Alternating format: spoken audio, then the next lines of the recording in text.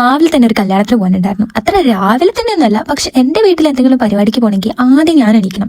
എന്നിട്ട് ബാക്കി രണ്ടുപേർക്കും ഏത് കമ്മലിടണം, ഏത് മാലിടണം, ഷാൾ എങ്ങനെ കുത്തണം, മുടി എങ്ങനെ കെട്ടണം എന്നൊക്കെ പറഞ്ഞും ചെയ്തും കൊടുക്കാൻ ഞാൻ വേണ്ടതുകൊണ്ട് ഒരു കല്യാണം ഉണ്ടായി കഴിഞ്ഞാൽ ഞാൻ രാവിലെ എണീക്കണം. അങ്ങനെ നമ്മളെല്ലാവരും കൂടെ നേരെ കല്യാണ വീട്ടിലേക്ക് പോയി. പുതിയ ചെരുപ്പായിരുന്നു. അതിട്ട് ഒരു 5 മിനിറ്റ് നടന്നപ്പോഴത്തേക്കും എന്റെ കാലിൽ മുറിയായപ്പോ പിന്നെ എന്റെ മൊത്തം മൂഡ് പോയി കഴിഞ്ഞാൽ പിന്നെ ഞാൻ കഞ്ചാവ് അടിച്ച പോലെ ഇങ്ങനെ ഇരിക്കും. പിന്നെ എനിക്ക് വീഡിയോ എടുക്കാനൊന്നും പറ്റിയില്ല.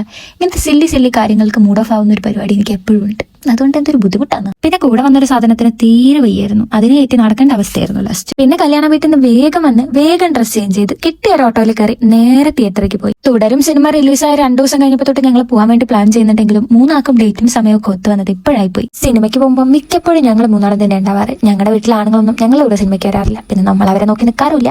സിനിമ എന്താവും എങ്ങനെയാവും എന്ന് അറിയാൻ വേണ്ടിയിട്ട് ഒരു റിവ്യൂ കേൾക്കാതെ ഒരു പാട്ടും കാണാതെ ഞാൻ നേരെ വന്നത്. പലപ്പോഴും നമ്മൾ തിയേറ്ററിലേക്ക് പോകുമ്പോൾ നമുക്ക് ഒരുപാട് എക്സ്പെക്ടേഷൻസ് ഉണ്ടാവും. ഈ വലിയ ഹൈപ്പ് ഇട്ട് വരുന്ന പടങ്ങളൊക്കെ പരാജയപ്പെട്ടു പോകുന്നതും ആ എക്സ്പെക്ടേഷന്റെ അത്ര എത്താത്തത് കൊണ്ടാണല്ലോ. ശരിക്കും എന്നെ ഞെട്ടിച്ച് കളഞ്ഞൊരു സിനിമ എന്ന് പറഞ്ഞാൽ അത് ദൃശ്യം 2 ആയിരുന്നു. അത് തിയേറ്ററിൽ കാണാൻ പറ്റാത്തതിൽ ഇന്നും എനിക്ക് നല്ല സങ്കടമുണ്ട്. എമ്പുരാൻ സിനിമ കണ്ടപ്പോൾ ലാലേട്ടന്റെ എൻട്രിക്കും മാസ് ഡയലോഗിനും ഫൈറ്റിനും ഒക്കെ കൈയടിക്കുകയും കൂക്കുകയും ചെയ്ത് ഞാൻ തുടരും സിനിമ കണ്ടിറങ്ങിയപ്പോൾ ലാലേട്ടൻ കരയുന്ന കണ്ടിട്ട് കരയായിരുന്നു ചെയ്തിട്ടുണ്ടായിരുന്നത്. ഒരാൾക്കും നെഗറ്റീവ് റിവ്യൂ പറയാനില്ലാത്ത ഒരു ലാലേട്ടൻ സിനിമ, അതാണ് തുടരും.